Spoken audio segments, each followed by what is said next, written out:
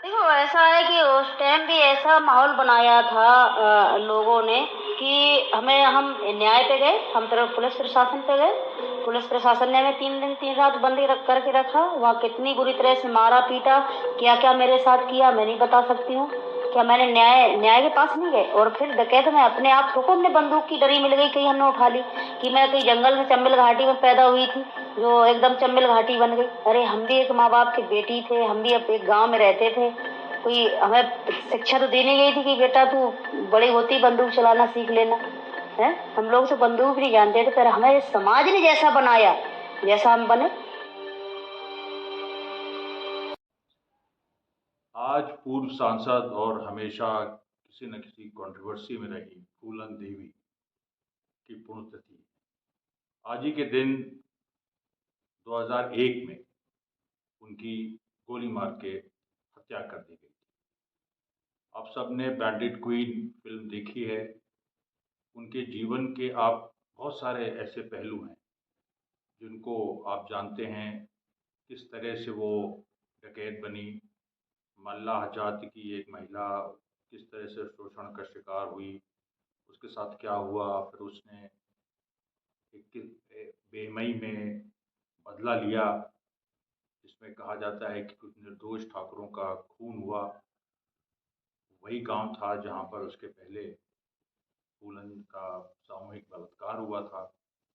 ये जो सारे पहलू हैं ये आप देख चुके हैं, और जो बैंडिट क्वीन फिल्म थी वो फूलन देवी के सरेंडर तक आपको ले आती। लेकिन बहुत सारी ऐसी बातें हैं जो उनके बारे में मिथ्स हैं, जो एक तरह से सच नहीं है। अब जैसे मान लीजिए कि जो उनके बारे में कहा जाता है कि जो उनका आत्मसमर्पण हुआ था अर्जुन सिंह जी के सामने, जो मध्य प्रदेश के मुख्यमंत्री थे, उस आत्मसमर्पण में कुछ शर्तें उन्होंने रखी थी कि जैसे उनके किसी साथी को फांसी नहीं होगी, उनके लिए उनको रिहैबिलिटेट किया जाएगा, उनकी उनका जो उनके ऊपर केसेस हैं वो जल्द से जल्द उनकी सुनवाई होगी और उसमें फैसला आएगा। आपको जान के ये आश्चर्य होगा कि 1983 में सरेंडर के बाद 1994 जब फूलन देवी जेल से बाहर आई, इस 11 साल के अंतराल में उनका मुकदमा शुरू भी नहीं हुआ। और ये एक चौंका देने वाले तथ्य कि उनका मुकदमा शुरू भी नहीं हुआ।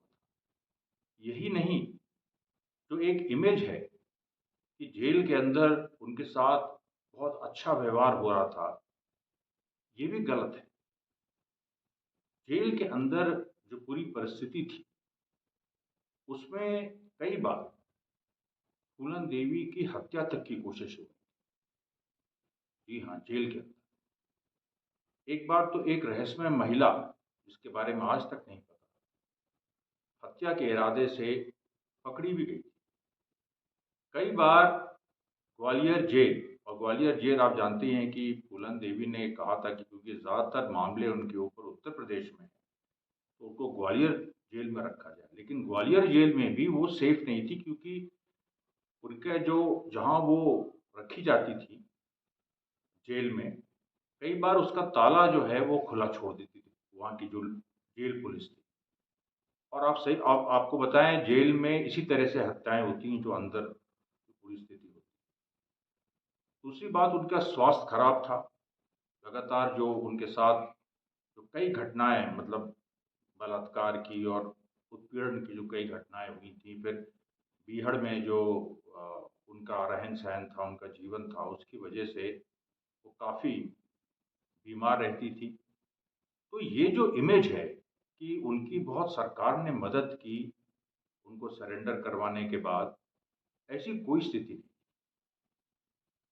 एक और मैं मिथ क्लियर कर दूं कि फूलन देवी के गैंग में कोई बहुत बड़ा गैंग था और जिसके पास बड़े आधुनिक हथियार थे और बहुत सारी चीज़ें थीं। ऐसा कुछ नहीं था। जो वरिष्ठ पत्रकार केपी सिंह के अनुसार 12 से 14 लोग उनके गैंग में थे। बहुत ज़्यादा हथियार भी नहीं थे उनके पास। हाँ, उनकी चर्चा बहुत, क्योंकि एक एक सामान्य घर से एक एक महिला, पुतली बाई के बाद एक और पुतली बाई भी एक अपर कास्ट से थी, एक पिछड़ी जाति की महिला पहली बार उसने अपने उत्पीड़न के खिलाफ कह लीजिए या जो भी कह लीजिए उसके खिलाफ बंदूक उठाई और अपना ज्ञान बनाया था, इसलिए उनकी चर्चा बहुत। उनको दस्त सुंदरी कहा जाता था। लेकिन आपको बता दें कि जब बेमई कांड हुआ 1983 में, तो इंदिरा गांधी तक बात पहुंची और इंदिरा गांधी ने जब तस्वीर देखी, जो फूलन देवी का जो एक नाक नक्शा था, चेहरा था, बिल्कुल आम एक महिला की तरह था, छोटे कद की, और वो अपना एक पट्टा बांधती थी। तो इंदिरा गांधी ने कहा, well she is not that beautiful, इतनी खूबसूरत है नहीं। तो ये एक जो पहलू है फूलन देवी की लाइफ का, परसेप्शन और रियलिटी में जो डिफरेंस है, ये हमेशा उनके उनके साथ रहा। अब आप बताइए कि जब 1994 में जब वो छूटी हैं, उसके पीछे सोशल एक्टिविस्ट जो खुद उनके कास्ट के थे, हरफूल कश्यप जो खुद भी मल्लाह जाति के थे, और उमेद सिंह जो हरफूल कश्यप के भांजे थे और जिन्होंने बाद में फूलन देवी से शादी की, उन लोगों ने बाकायदा कैंपेन चलाया। इस कैंपेन के तहत 1992 में जो दिल्ली के चुनाव हो रहे थे, जिसमें राजेश खन्ना और शत्रुघ्न सिन्हा आमने सामने थे, राजेश खन्ना कांग्रेस से, शत्रुघ्न सिन्हा बीजेपी से, आमने सामने। उस चुनाव में फूलन देवी को जेल से चुनाव लड़वाया गया, और ये हरफूल कश्यप के दिमाग की उपज थी। उन्होंने ये कैलकुलेट किया कि इसको अगर चुनाव लड़ाया जाए तो ये शायद जेल से छूट। फूलन देवी को मात्र 753 वोट मिले, लेकिन 1992 में नई दिल्ली कंस्टिट्यूएंसी, बहुत ही प्रेस्टिजियस कंस्टिट्यूएंसी थी, उस कंस्टिट्यूएंसी से चुनाव लड़ने की वजह से फूलन देवी को ग्वालियर जेल से तिहाड़ जेल उनका स्थान ट्रांसफर हो गया। और यही ये लोग चाहते थे कि ग्वालियर, क्योंकि ग्वालियर में जो पूरी स्थितियां थी, जैसे मैंने कहा, थोड़ी अजीब तरह की हो रही थी, तो तिहाड़ जेल में फूलन देवी को उनके 1992 में चुनाव लड़ने के बाद, केवल 753 वोट पाने के बाद, उनको उनका ट्रांसफर हुआ तिहाड़ जेल। उसके बाद उधर उत्तर प्रदेश में 1993 में सपा बसपा की सरकार आई। अच्छा हाँ, एक पहलू तो मैं आपको बताने ही भूल गया कि जब 1992 में चुनाव लड़ने की बात आई फूलन देवी की, तो हरफूल कश्यप और उमेद सिंह काशीराम जी के पास गए, और काशीराम जी से उन्होंने कहा कि बीएसपी के टिकट पे इसको लड़ाया जाए, फूलन देवी। काशीराम काफी उत्साहित थे, लेकिन मायावती भी जो उनके साथ थी, 1992 की बात कर रहे हैं, अभी मायावती कोई एक बड़ी नेता बन के नहीं उभरी थी। मायावती ने एक तरह से she, I mean, Umed Singh felt that Mayawati was quite uncomfortable, कि मायावती जो है बहुत थोड़ी सहज नहीं थी फूलन देवी को टिकट देने के नाम से, और अंतोगत्वा फूलन देवी को वहां से टिकट नहीं मिला। तो फिर वो एक छोटी पार्टी, अब इंडिपेंडेंट टाइप की, वो एक उससे वो लड़ी। और 1993 में जब सपा बसपा की सरकार आई, मुलायम सिंह यादव जब मुख्यमंत्री बने, तो मुलायम सिंह यादव का जो एक अपना दिमाग था, जमीनी पकड़ थी, उन्होंने कहीं ना कहीं, उनके दिमाग में ये बात थी, जो ज्योति बसु की जो वाम सरकार थी पश्चिम बंगाल में, उसमें कैबिनेट मंत्री थे, और 1993-94 में उस वाम सरकार में, लेफ्ट गवर्नमेंट में, समाजवादी पार्टी भी भागीदार थी। तो किरणमय नंदा समाजवादी पार्टी के थे और ज्योति बसु के कैबिनेट के थे, और उन्होंने ही मीडिएट करके मुलायम सिंह और उमेद सिंह और सबकी मीटिंग कर। और उस मीटिंग में ऐसा भी नहीं है कि मुलायम सिंह ने तुरंत ये अनाउंस कर दिया कि सारे केसेस फूलन देवी के ऊपर से हटा दिए जाते हैं, और ऐसा कुछ नहीं हुआ। बल्कि Mulayam Singh like he is a kind of a hard bold player, कि मतलब वो अपनी तरह से अपने इंटरेस्ट को देख के वो पहले चलते हैं, मुलायम सिंह की खासियत है। तो मुलायम सिंह ने उमेश सिंह से पहले कहा कि एक मोमेंटम बिल्ड करो और एक माहौल बनाओ। तो अब उमेश सिंह क्या है कि वो भी कश्यप समाज के थे, वो भी एक गरीब परिवार से आते थे जो वेस्टर्न यूपी से आके दिल्ली के आउटस्कर्ट्स में सेटल हो गया था। लेकिन उन्होंने प्रॉपर्टी से पैसा कमाया था, उनके पास कॉन्टेसा गाड़ी भी उस समय हुआ करती थी। और फिर जब मुलायम सिंह ने जब ये बात कही तो उमेश सिंह ने एकलव्य सेना बनाई और उससे इन लोगों ने बड़ी रैलीज ऑर्गेनाइज की, लखनऊ में की और कुछ जगह की। और उन जो रैलीज में ये मांग उठाई गई कि फूलन देवी के ऊपर से जो उत्तर प्रदेश में जो केसेस हैं वो वापस लिए जाए। उसके बाद मुलायम सिंह ने वो जो केसेस थे उत्तर प्रदेश में वो वापस लिए और फरवरी 1994 को फूलन देवी की रिहाई हुई। अब आप देखिए कि जब उनके बारे में कहा जाता है कि उनके पास ये था वो था, जब जेल से वो बाहर आई हैं तिहाड़ जेल से, तो उनकी संपत्ति में मात्र 265 रुपए और एक बक्सा था जिसमें कुछ पुराने कपड़े थे।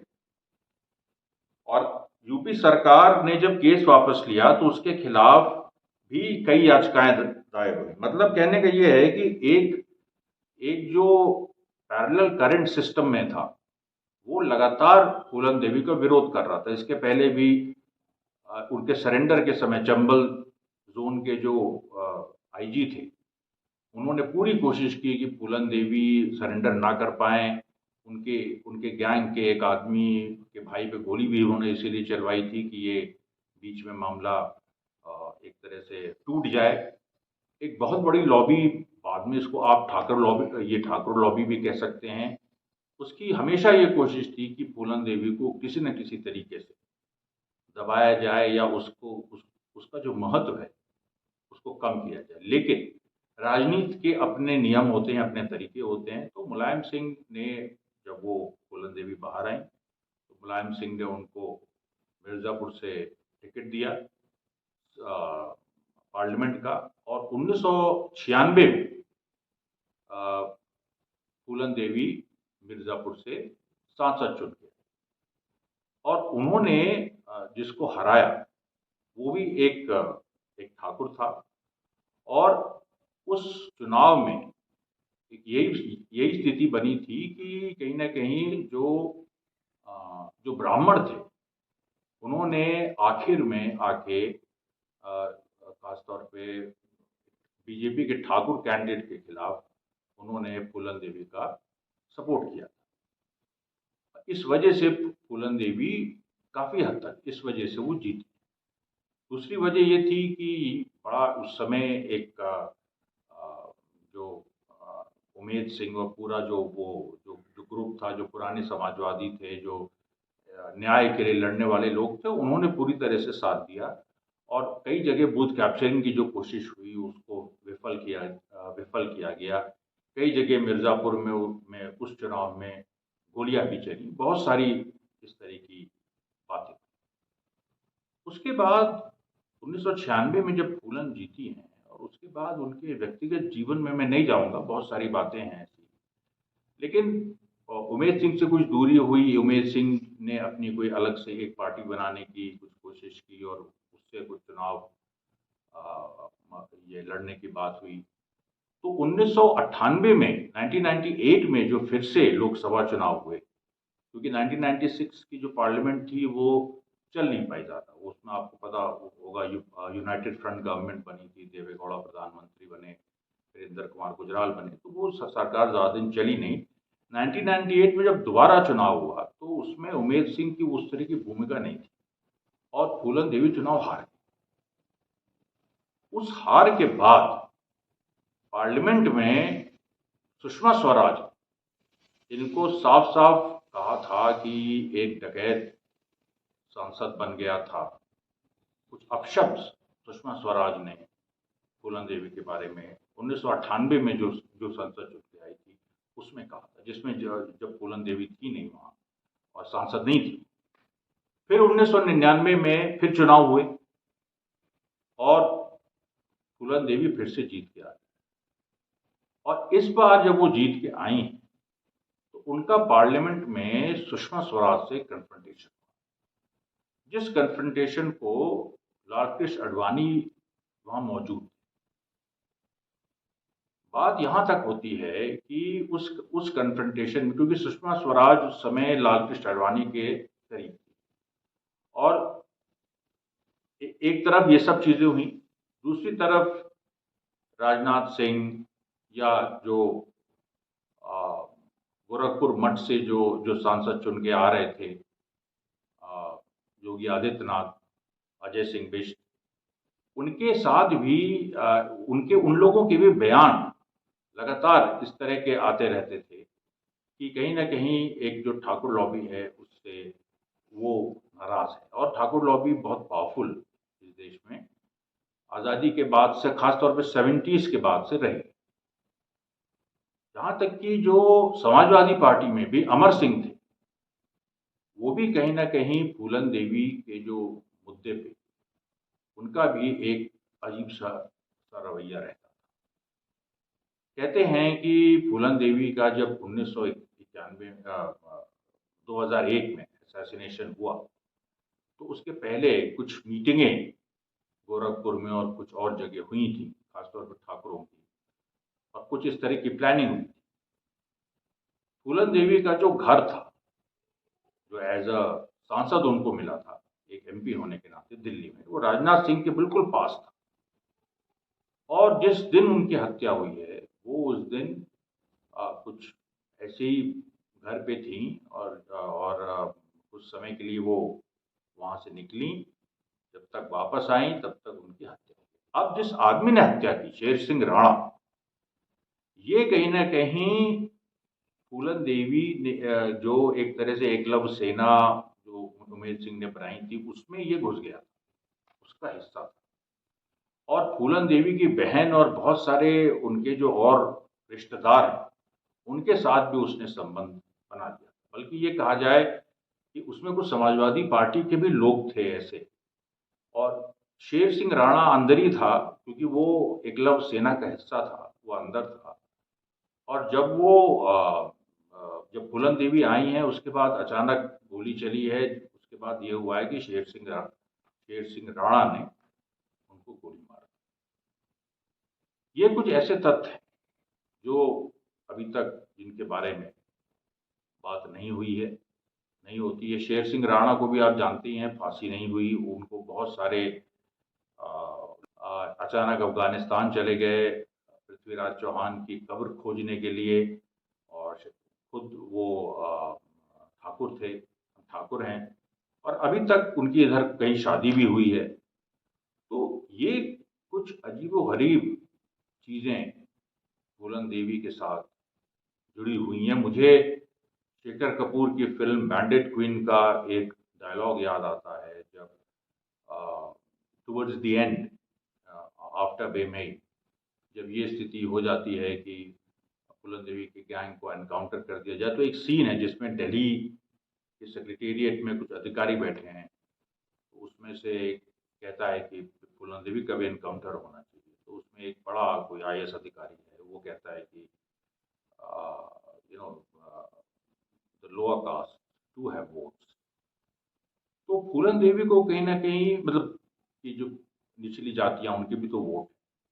तो फूलन देवी को जेल में लगातार डर के साए में लेकिन जिंदा रखना, फिर जेल से निकालना, फिर उनका राजनीति में आना 90 के दशक में, और फिर जब 2001 के आसपास जब उस तरह से उनकी ज़रूरत नहीं रही, एक तरह से उनका अचानक असैसिनेशन, ये सब विचित्र चीज़ें हैं जिन पे सवाल उठाना